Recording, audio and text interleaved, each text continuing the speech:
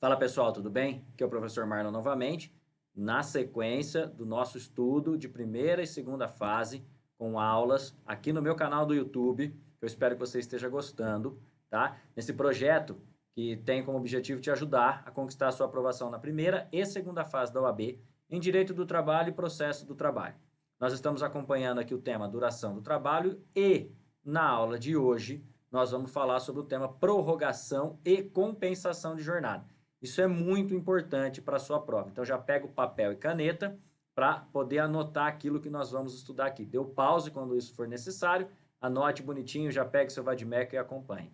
Detalhe, aqui embaixo tem a descrição desse vídeo e você pode também conhecer cursos que eu tenho para a segunda fase em Direito do Trabalho. Lembre-se também, aí é um pedido meu, se puder, se inscreva no canal e deixe seu joinha, porque isso vai me ajudar bastante a que esse conteúdo chegue a maior quantidade de pessoas que têm o mesmo objetivo que o seu e que é o meu, de poder conquistar a aprovação na prova da OAB. Então, sem mais delongas, o tema de hoje é formas de prorrogação de jornada. Prorrogar a jornada é fazer mais do que o horário normal. Qual é o horário normal? 8 horas por dia. Prorrogar significa fazer mais do que 8 horas por dia, ou seja, fazer horas extras. Então, nós sabemos que a quantidade máxima de horas extras que o empregado pode fazer são 2 horas extras no máximo, totalizando 10 horas por dia. Nós já vimos isso, inclusive, nessa aula.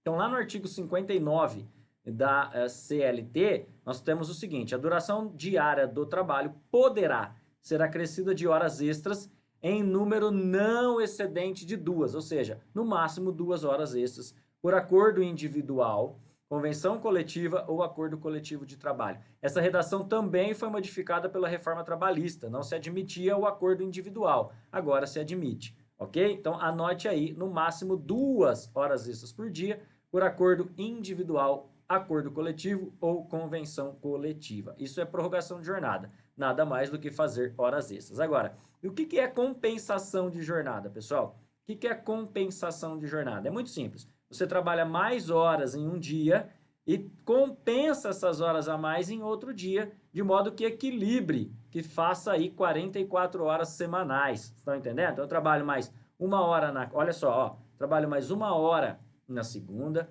1 hora na terça, 1 hora na quarta, 1 hora na quinta e não trabalho sábado. Se você somar tudo isso, vai ter dado as mesmas 44 horas. Isso é compensar, trabalhar horas a mais num dia e compensar no outro. Então, basicamente, para você entender, compensação é isso. E banco de horas, professor? É um tipo de compensação. Você vai acumulando horas e depois compensa. Isso é banco de horas. E o que você tem que saber? As modificações trazidas pela reforma trabalhista. E esse tema é muito cobrado, tanto em OAB como concurso público. Então, fiquem bastante atentos, tá? Fiquem bastante atentos. Começando aqui, o parágrafo 2º do artigo 59. Pega lá no seu Vadmec, sua CLT, abra no parágrafo 2º do artigo 59. O caput nós já lemos e o parágrafo 2º nós vamos ler agora. Enquanto você pega, eu vou te fazer uma pergunta aqui. Quando o empregado faz horas extras, qual é o valor do adicional mínimo? Tic-tac, tic-tac. No mínimo 50% sobre a hora normal. Lembra? Isso está na Constituição. Então, se cair na tua prova, o adicional de horas extras, no mínimo 50%. Por que mínimo? Pode ser mais. Se o acordo ou convenção coletiva estabelecer mais, vale aquilo que tiver no acordo ou convenção coletiva. Beleza, pessoal? Muito bem. Deixa eu dar uma olhadinha aqui para ver se eu não estou deixando nada para trás. O parágrafo 2º vai falar assim, ó. Poderá ser dispensado o acréscimo de salário se por força de, grifa aí, grifa com grifa texto, tá? Acordo ou convenção coletiva de trabalho, o excesso de horas em um dia for compensado, lembra? Pela diminuição em outro dia, de maneira que não exceda no período máximo de um ano, a soma das jornadas de trabalho semanais previstas, nem seja ultrapassado o limite máximo de 10 horas diárias. Então, o parágrafo 2º traz para nós o banco de horas. Escreva no seu caderno aí, parágrafo 2º, banco de horas, tá?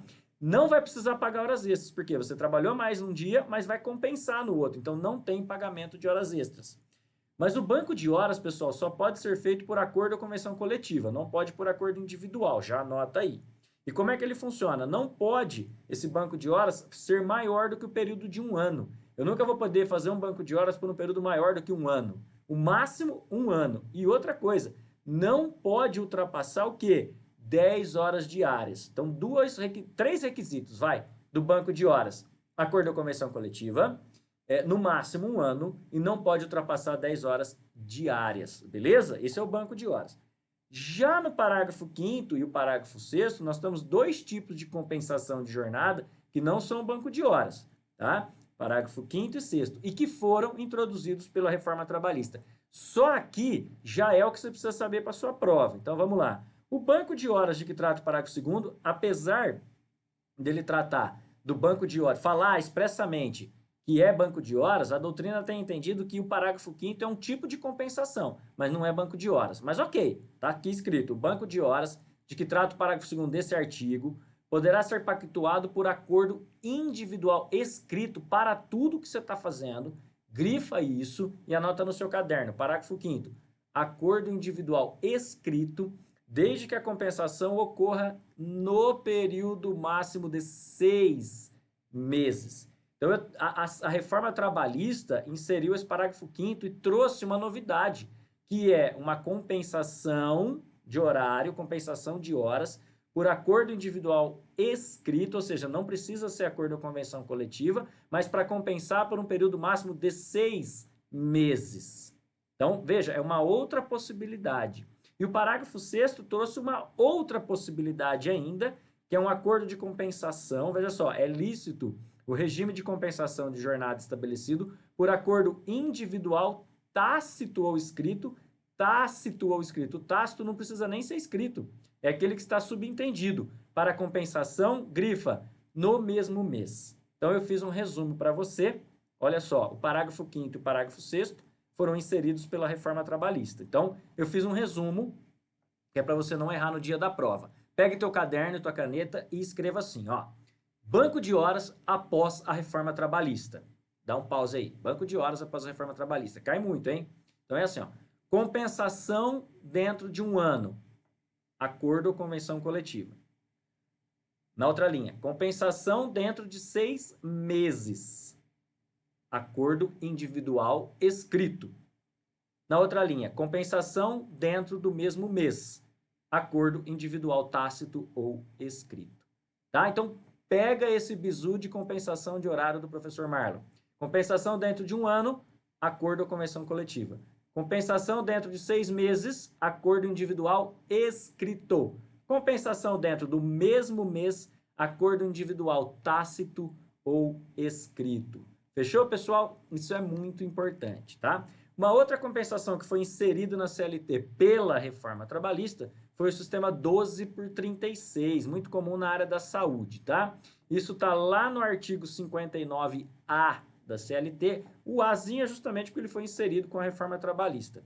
O 12/36 pode ser feito, anote aí, por acordo individual escrito, convenção coletiva ou acordo coletivo. Isso permite o acordo individual escrito, convenção coletiva ou acordo coletivo, tá bom? Para trabalhar 12 horas num dia e folgar 36 subsequentes, tá? E o artigo 59 fala que deverão ser observados ou indenizados os intervalos para repouso e alimentação. A doutrina criticou muito esse dispositivo por justamente entender que quando ele fala que observados ou indenizados os intervalos para repouso e alimentação, isso é proibido por conta do salário complessivo, da vedação ao salário complessivo, que o empregado precisa saber quanto ele ganha e do que ele ganha, tá? Lembra do salário complessivo que nós já explicamos?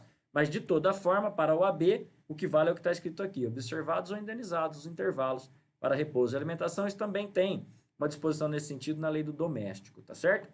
E aí o parágrafo único depois você lê com calma. E eu fiz um resuminho, mais um bizuzinho, anota aí, mais um bizu do professor Marlon, agora sobre o regime de compensação 12/36. Forma, como é que ele pode ser feito? Acordo individual escrito ou acordo ou convenção coletiva. Intervalos para repouso e alimentação serão observados ou indenizados. Remuneração mensal pactuada abrange os pagamentos devidos pelo descanso semanal remunerado e pelos descansos em feriados. E, por fim, serão considerados compensados os feriados e prorrogações do trabalho noturno, quando houver. 4 bizuzinhos, que é o resumo do 12 por 36 que você tem que saber. Gostou? Então vamos para o próximo tema, ainda na questão de compensação. O que acontece, pessoal? Se o empregado fez as horas, né, trabalhou a mais, mas não compensou, né? Não deu tempo dele compensar, ele vai receber isso como hora extra. Então, se o empregado trabalhou, fez lá mais horas, mas não deu tempo de compensar, ele tem que receber isso como hora extra, claro, bem justo, né?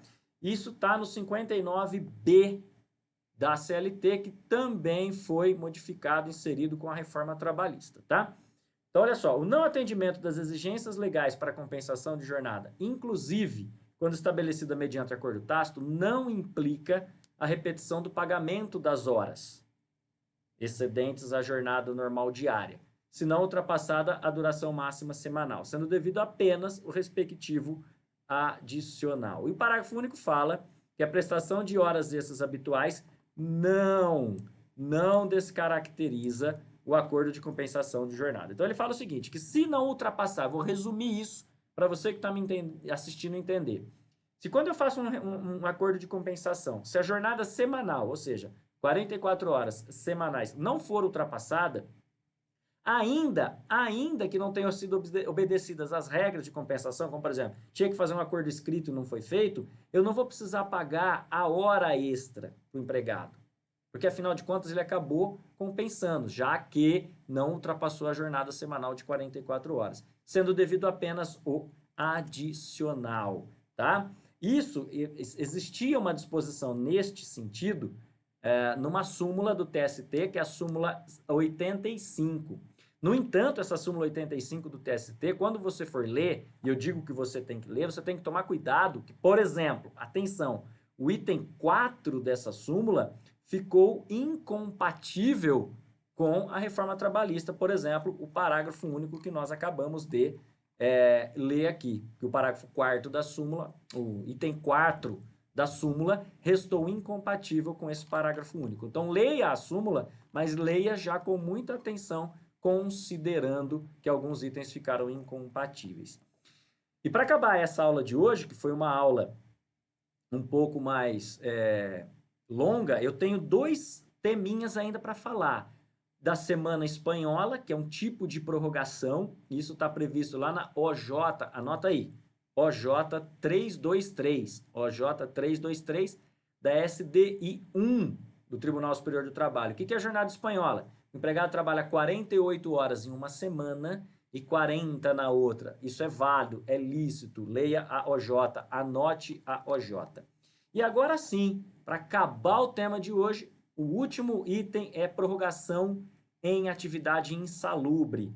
Prorrogação em atividade insalubre. Você vai abrir a sua CLT no artigo 60 da CLT para ver o seguinte, que só pode prorrogar, ou seja, só pode fazer horas extras em atividade insalubre se tiver uma licença prévia das autoridades competentes em matéria de higiene do trabalho. Então, só pode prorrogar em atividade insalubre se tiver uma licença prévia das autoridades competentes em higiene do trabalho. Isso é óbvio, né? Fazer hora extra já é prejudicial à saúde. Fazer hora extra em atividade insalubre é mais prejudicial ainda, então vai precisar de uma prévia licença, certinho? E aí sim, o parágrafo único que foi inserido pela reforma trabalhista diz que esta prévia licença é desnecessária, não precisa da prévia licença se for o 12 por 36, se for a compensação do 12 por 36. Beleza, pessoal? Olha só, a nossa aula de hoje foi um pouco mais longa também, porque o assunto é muito, muito importante. Gostou? Então, faça favor aí, dê uma ajuda para o professor Marlon, se inscreva no canal, deixe seu joinha e compartilhe geral. Um abraço e tem mais coisa chegando por aí.